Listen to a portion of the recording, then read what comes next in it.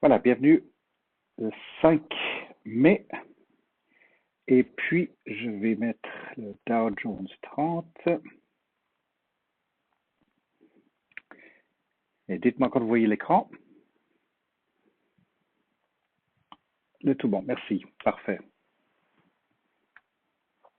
Alors, ça veut dire que la dernière mise à jour, puisqu'il y avait encore une aujourd'hui de mise à jour pour Skype, ça veut dire que ça fonctionne maintenant avec les EarPods. Enfin. Alors, Dow Jones 30, on n'arrive pas, nous n'arrivons pas, le Dow Jones 30 n'arrive pas en haut de sa pointe de record historique, puisqu'il est en train de fléchir là sur. Ouais, le point le plus haut était entre ces deux jours ici. C'était mardi le 23. Ensuite ici le mercredi 1er mai. Il y a eu 2 pointes ici. Puis là on voit que les deux moyennes mobiles 10 et 20 veulent pointer vers le sud. Par contre on voit ici avec ces 2 derniers jours, jeudi et vendredi, que la moyenne mobile de 10 s'aplanit de nouveau. Donc ça va être intéressant de voir cette semaine s'il y a vraiment un tournant maintenant. Et puis que le Dow Jones 30 veut plutôt baisser vers en tout cas en dessous de 26 500. Alors c'est probable, c'est possible qu'il le fasse puisqu'il a fait vers le haut comme ceci, un roulement, un deuxième roulement. Et puis, si je me mets sur 6 mois, voilà, on avait estimé ici, j'avais estimé un roulement, un deuxième roulement, puis le troisième roulement qui vienne plutôt ici vers les 25,5, 25,6, 25,7, puis en fait, il est parti plus haut. Là maintenant, est-ce qu'il est capable de faire est-ce que ceci c'est un 2 et un 3? Dans quel cas, on va imaginer qu'il est effectivement probable qu'il puisse tourner et descendre en dessous de son point actuel de vendredi. Malgré le fait que la moyenne mobile de 100 soit en dessous, il est bien tenu. Par contre, vous voyez les stochastiques qui sont effectivement surcuits, et ceci depuis un bout de temps, depuis février déjà, première semaine de février. Donc, probabilité pour qu'il puisse descendre reste. Autrement, est-ce qu'il est capable de faire comme ici 1, 2, 3 roulements, puis ensuite à la hausse, un roulement, puis un deuxième roulement pour venir toucher les 27 000. Les deux sont probables, mais là, dans un premier temps, on va imaginer qu'il va être un tout petit peu à la souffrance ici. On va regarder maintenant le SP500. 70% du marché, eh ben lui, c'est fait. Il a tapé à plusieurs reprises. À plusieurs reprises, il a passé le point maximum. Donc, l'ensemble du marché est très très fort. Et puis, nous voyons que, si je me mets sur 3 mois et que je me rapproche, la différence ici, c'est qu'il n'y a pas eu cette descente de prix de l'indice, qui veut dire que la moyenne mobile de 10 a fait un zigzag avec la 20 également, et elle continue d'aller à la hausse. Donc, le marché américain reste très très fort et correspond avec la moyenne mobile de 100 par rapport au Dow Jones 30 qui lui pourrait effectivement flancher vers le bas. Le SP500 dans son ensemble, lui, paraît beaucoup plus solide.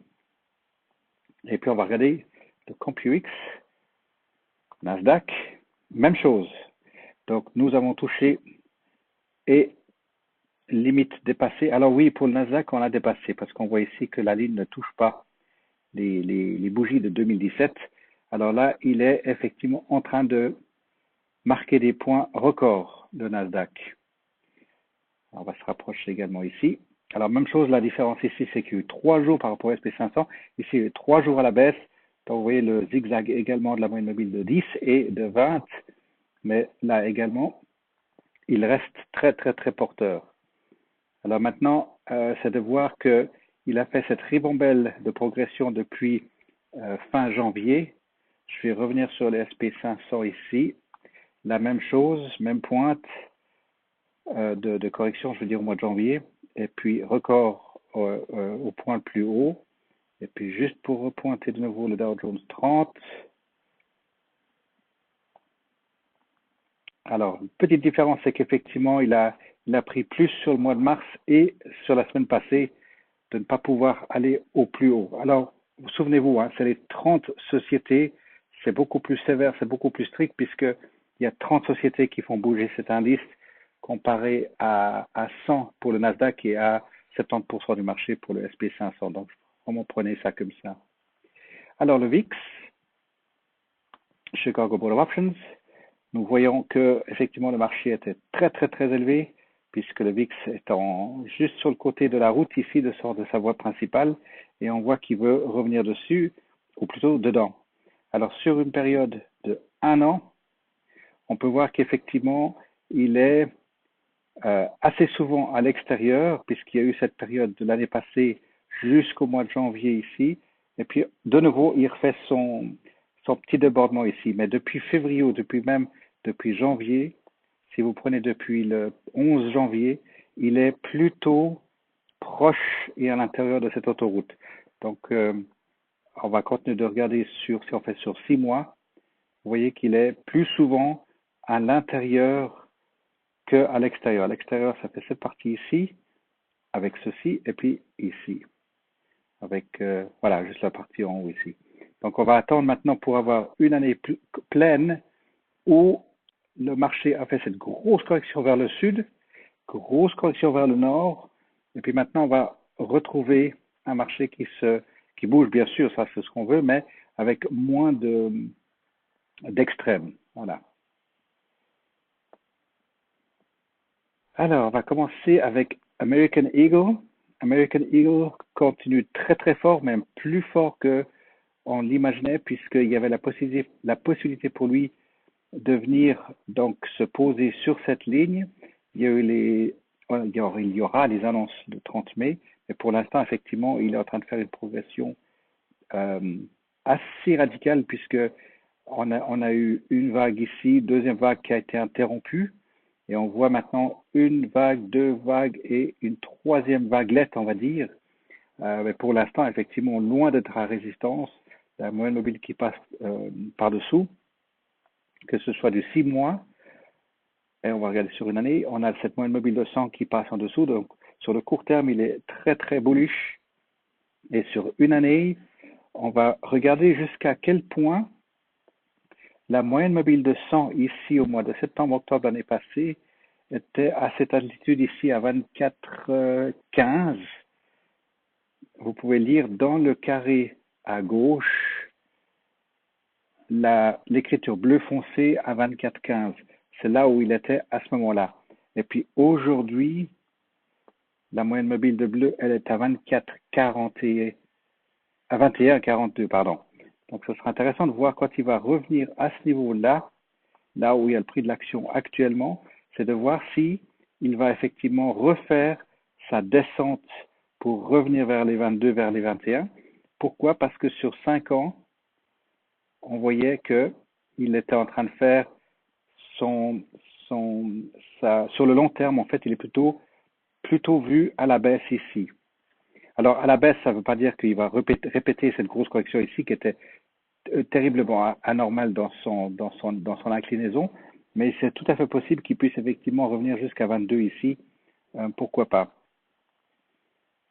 Dans le court terme, en tout cas, il est porté à la hausse, probablement 24,50, même 25. Il est loin d'être à résistance puisqu'il est bien en dessous des 2 moyennes mobiles, voire même des 3 moyennes mobiles. ANF, même chose, après son gap vers le haut, premier roulement, je vais remettre mes lignes ici, premier roulement, deuxième roulement, troisième roulement ne s'est pas produit, il est parti à la hausse, je laisse la ligne ici parce qu'on attend à un moment donné quand même un retour vers les 27, pour l'instant il a frôlé les 30 et on voit très bien qu'il est loin d'être à résistance puisque de nouveau si vous avez les 2 moyennes mobiles 10 et 20, les bougies sont bien en dessus et puis la moyenne mobile de 100 qui est en dessous ici. Donc en tout cas pour ces 2 AEO, ANF dans le même secteur et puis maintenant Asina dans le même secteur industriel, la différence pour Asina c'est que maintenant on voit qu'il est en train de faire un vrai et réel bottom out avec les 2 moyennes mobiles qui vont pour se croiser à la hausse, la moyenne mobile bien sûr qui va vers le bas mais qui change d'angle, puis cette ligne ici à 2 qui correspond au haut du split, du gap plutôt.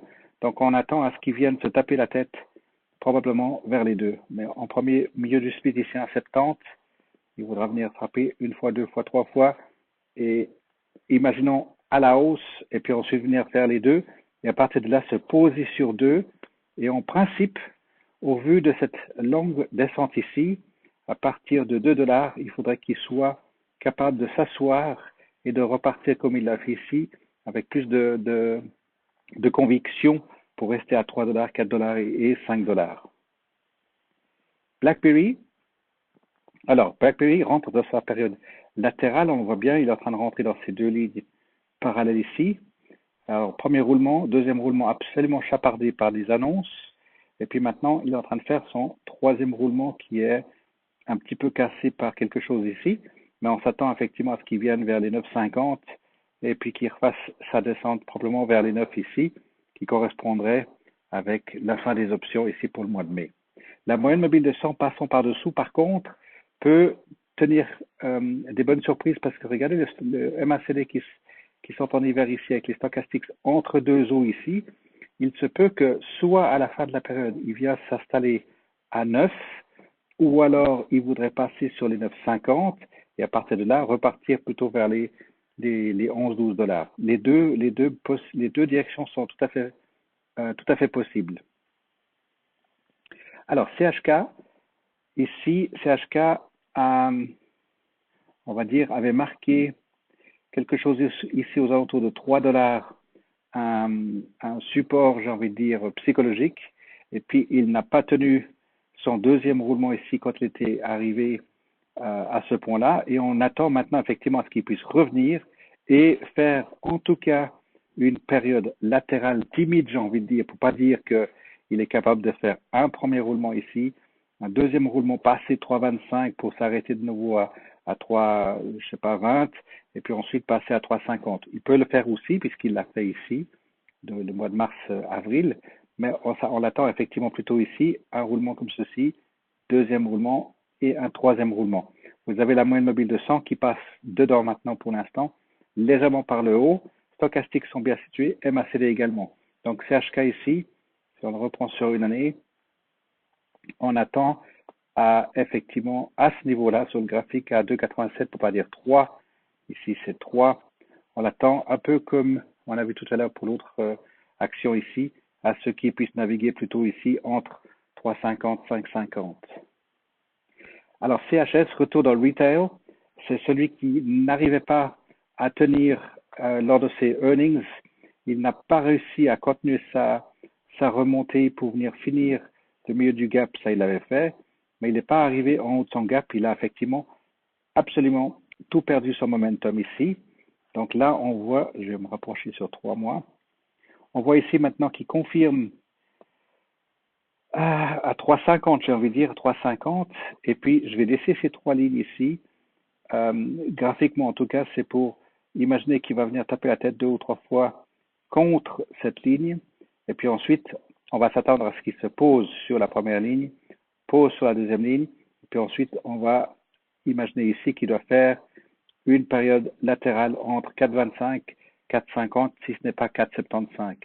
Alors, la même chose ici pour réflexion, c'est sur le long terme, de voir effectivement qu'il a fait cette énorme dégringolade. Et là, maintenant, c'est le point, un petit peu comme pour GE, sur une telle descente, à un moment donné, on doit avoir un point de support et de soutien, et ensuite, effectivement, à revenir ou à une récupération de ces valeurs. Ça, on attend pour CHS. Et de nouveau, c'est un peu comme BlackBerry à l'époque, toujours regarder et garder vos Guru Guides à jour. Alors, GE, ben justement, on parlait de lui. On va le reprendre sur 5 ans. Voilà, sur 5 ans, on a vu cette énorme correction, une stabilisation ici aux alentours de 14. Et puis non, il n'a pas tenu. Il y avait encore des grosses, comment est-ce qu'on va dire, restructuration au niveau de la maison.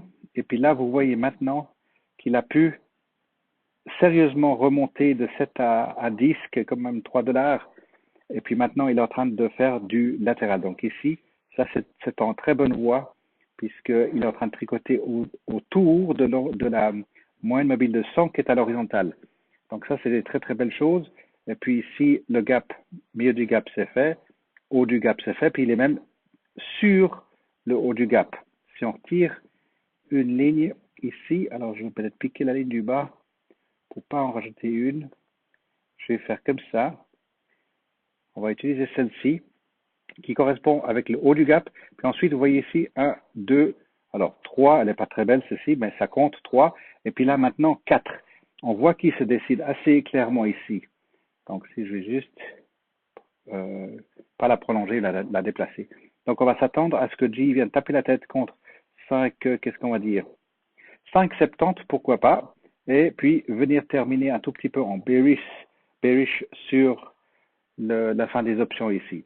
Et ensuite, il va continuer sa progression puisque lui également maintenant est dans une phase où il va vouloir s'asseoir ici aux alentours de 11 et puis faire une belle période latérale entre 11 et 12. C'est tout à fait faisable. Nous savons et vous savez que dans votre calcul, quelle est sa valeur intrinsèque ou sa valeur réelle avec tout ce qui a été fait comme restructuration. Il va venir taper la tête contre 12, 12,30, 12,40, bien sûr, ça va être difficile pour lui de passer ici. Mais à partir de maintenant, j'imagine que dans le grand public, il va commencer à prendre plus de oomph sur GE. Alors, Info 6, on a fait une grosse correction, s'il veut bien se mettre à l'écran. Juste pour rappel, après son splitting, on voit qu'il tient bien. À partir du moment qu'il a fait son splitting, il est sur son prix de splitting, vous le voyez maintenant. Donc ça, c'est excellent. Et puis, bon, je vais remettre mes lignes là. Voilà, donc il avait fait ses 1, 2, 3, 4, 5 changements de direction sur les earnings. Grosse correction. Et puis, jeudi, vendredi, une belle réaction vers le sud. Je vais laisser la ligne en biais puisque je m'attends à ce qu'il puisse faire un roulement comme ça et ensuite revenir plutôt vers les 11,75 en troisième roulement. Il peut le faire puisque il a ce caractère. Là, on ne le voit pas très bien, mais depuis le début de l'année, on a effectivement ces roulements qui sont bien distincts, peu importe l'inclinaison. Oups, ça. Voilà, peu importe ici, c'est à l'horizontale, vous voyez qu'il fait ces gros roulements, et puis ensuite à la montée ou à la descente, enfin il n'y a pas eu trop de descente pour une fois 6-7 ans, donc voilà, on attend la même chose ici, un roulement, deuxième roulement. Probablement qu'il voudra terminer à 11 pour la fin des options, marquez ça comme ça, puis on verra si ça s'avère assez juste, puisque les stochastiques sont en bas, il y a un gros MACD ici, pourquoi pas dans 2 semaines. Alors, JBL, non, on va revenir dessus. Le prochain, on stocke plus ou moins dans les différents comptes. Starbucks, alors, rien à dire, il est cloué sur la moyenne mobile de 10. Il ne bronche pas, hormis ce jour-là où il y a eu une longue mèche de 26, une grande mèche qui a menacé, mais ça n'a jamais touché les moyennes mobiles. Les 3 moyennes mobiles sont largement à la hausse, même si les stochastiques sont en période de circuit, mais vous voyez qu'ici, on attendait un roulement. Deuxième roulement, il n'est jamais venu vers les 68. Et il est en train de faire à sa tête, il est carrément à 78, 10 dollars en dessus. Donc ça, c'est absolument phénoménal. Mais attention, correction va se faire malgré tout. On va essayer de le lire maintenant ici, d'imaginer que si ça, c'est un roulement, ici, il y a un deuxième roulement. Et le troisième roulement, on s'attend effectivement à probablement 78 ou 79, il pourrait terminer là où il est maintenant ou un dollar en dessus.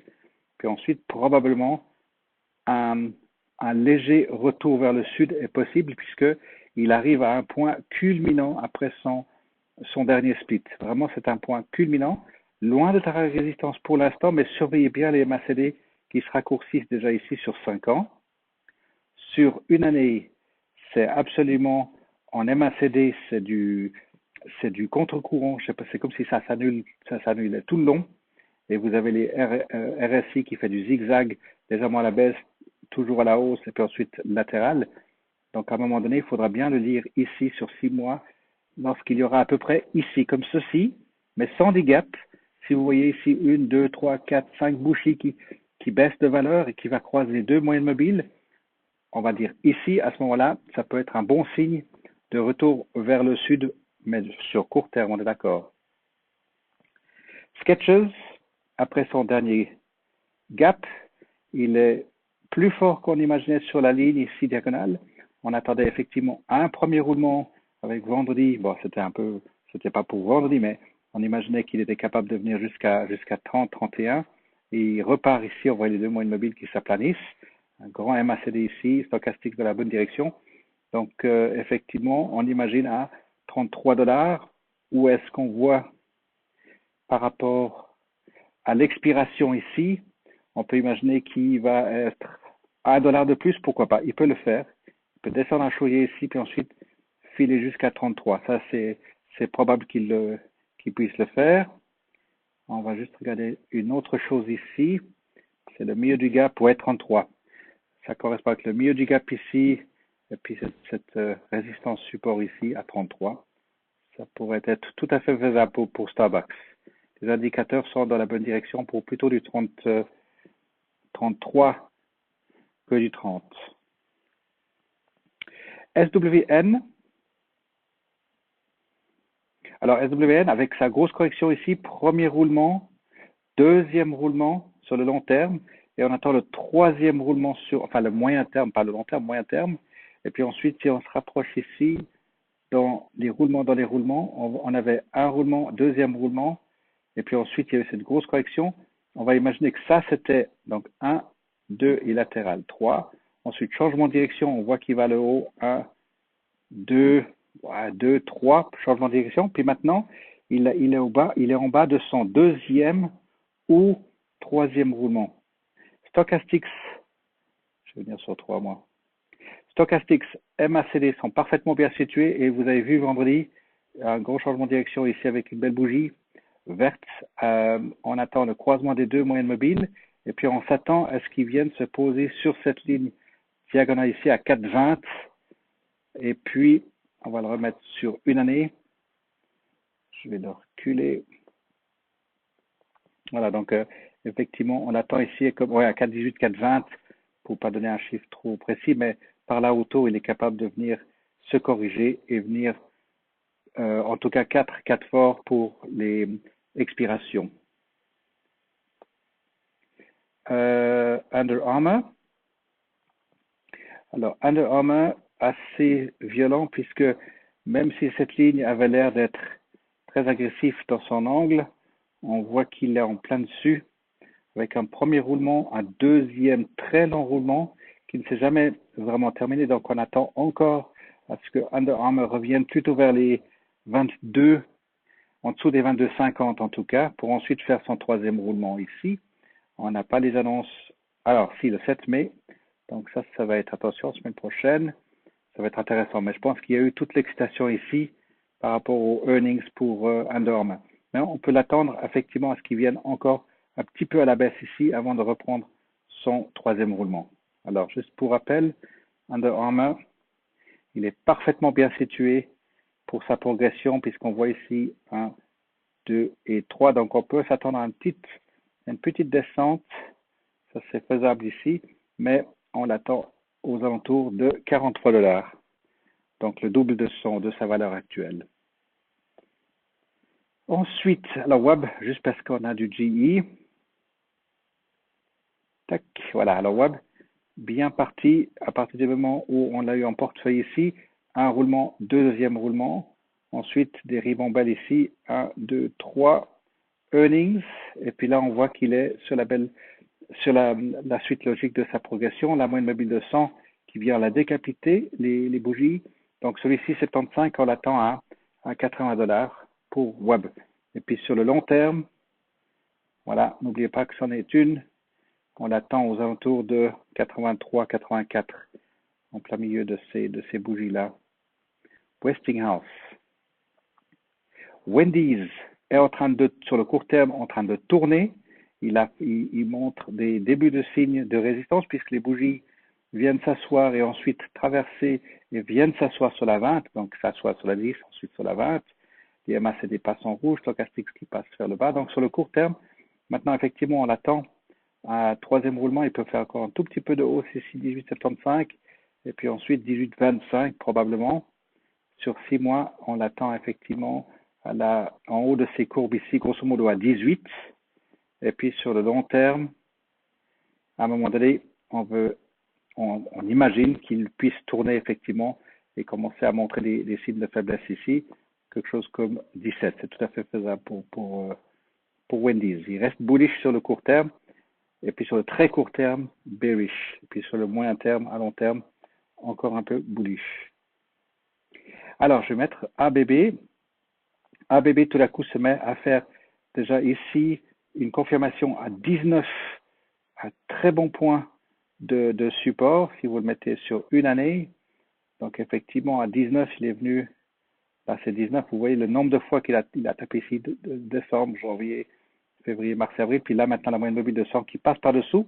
Donc, effectivement, un point d'entrée maintenant à 20 n'est pas mauvais. Voilà, on est arrivé sur le très long terme en bas d'un Xème roulement. Je crois qu'on a, je vais essayer de le tirer. Voilà, oui, ça c'est lisible. Ici, vous avez à la hausse un roulement, deux roulements, trois roulements. Donc ici, maintenant, même si après ce serait latéral ou hausse légèrement haussier, ouvert légèrement baissier, on attend quand même ici aux alentours de facilement 24-25 dollars pour ABB. Alors, je vais passer à Nike. Alors, Nike présente de nouveau des signes de résistance ici sur le court terme, sur une année. On voit qu'il a tapé deux fois des pointes. Est-ce qu'il a été à son point le plus... Non, il y a 2 semaines qu'il a fait son point le plus élevé, où j'ai mal vu. Ah oui, depuis son splitting. Je l'ai pas noté ça la semaine passée ou la semaine d'avant qu'il avait touché son point le plus élevé pour Nike. Donc ici, c'était son point le plus élevé à limite 90 dollars. Il a touché les 90 dollars. Donc ou est-ce qu'il peut tourner, ou est-ce qu'il peut continuer? On voit ici 1, 2, 3. Alors la moyenne mobile de 100 est dessous. Est-ce qu'il veut tourner pour venir un tout petit peu à la baisse à 84, peut-être 83 dollars? Pourquoi pas? C'est tout à fait faisable ici dans le temps. En tout cas, les stochastiques passent à la descente, MACD également. Voilà pour Nike. Alors Coca-Cola, lui, reste à 48,7 même, il est bon. Il avait menacé, on va se rapprocher ici, il avait fait tout d'un coup un gap ici, et puis ensuite 3 jours de suite à la baisse, et tout à fait corrigé. Donc on le voit ici, 48, on attend toujours aux alentours de 49,6, 49,7. Donc il est sur à la bonne direction en tout cas ici. Et puis, si je dessine les lignes là, voilà, à partir de là, il pourrait montrer signe pour revenir à terminer son Xème roulement. On est d'accord, ici c'était sur les earnings avec un gap, c'est pas beau comme un roulement, donc on pourrait dire un roulement, ici ça va faire un deuxième roulement. Est-ce qu'il est légèrement baissier? Il se peut, c'est un peu comme de Wendy's, il pourrait être baissier ici. La moyenne mobile de 100, elle vient depuis très très très loin puisqu'il y a eu le splitting. N'oublions pas ceci, voilà. Et puis, il a fait le Xème roulement à la hausse ici, avec la moyenne mobile de 100 qui rentre en plein dedans. Donc, bearish, sur le très court terme, c'est faisable, mais sur le long terme, il va maintenir sa valeur jusqu'à 50 dollars. C'est absolument probable. Marvel commence à tourner. On l'avait repéré quand il avait fait son gros roulement ici à la baisse. Et puis, pour un des clubs, j'ai posé un call un tout petit peu trop tôt et il commence à tourner ici. Donc peut-être qu'avec un peu de bol, on peut refaire des rollouts avec Marvel ici. Il était parti très très très élevé. Et puis on attend un tout petit peu à la baisse maintenant, jusqu'à 23 probable avec le gros MACD ici. Je vais mettre sur 6 mois, non, une année. Voilà, oui, ça c'était assez exceptionnel, difficile à lire puisqu'on imagine ici un roulement, deux roulements, trois roulements, changement de direction, un roulement, deuxième roulement, troisième roulement. En fait, il est parti comme une flèche vers le nord. Donc, on attend quand même ici aux alentours de 23, qui correspond au point haut ici, 22,60, 23, voilà, par là autour. À vous, est-ce qu'il y en a une que vous voulez voir? Nokia peut-être. Nokia qui a fait une grosse chute à 2 reprises ici, 2 escaliers, et il revient. Pour ça que je disais attention les vélos à un moment donné, il descend très très très vite, donc il revient sur ses points du mois d'août.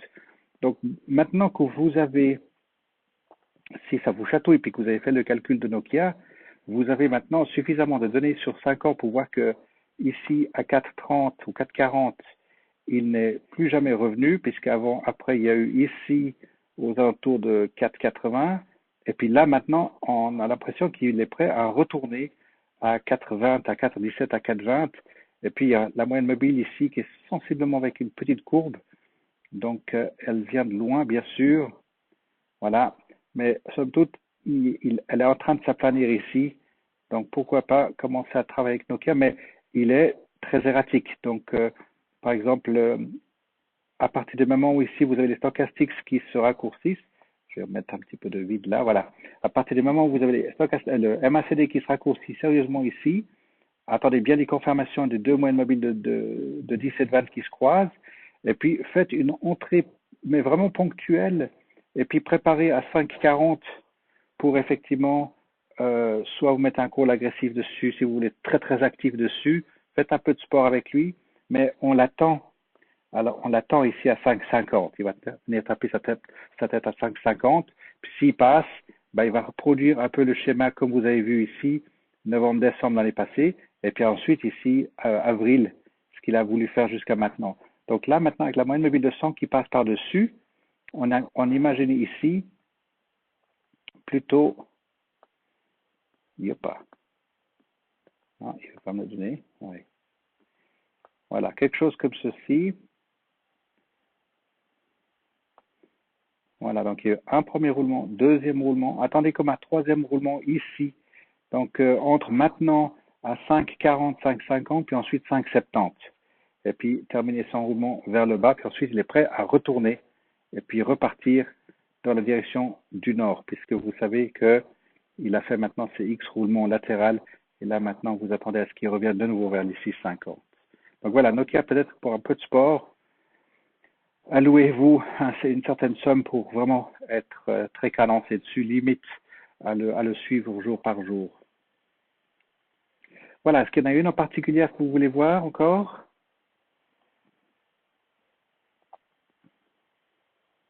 Ok, d'accord. Sandra, tu as toujours la drôle de voix? Non, j'espère que t'as pas mal, ça va. Ok, cool. Alors voilà, s'il n'y a rien d'autre pour vous, n'hésitez pas si vous avez des questions, vous pouvez m'écrire. Euh, et puis, ben voilà, pour ceux que je vois mardi, et puis si vous avez besoin de quelque chose durant la semaine, lancez-moi un coup de fil. Je vais arrêter.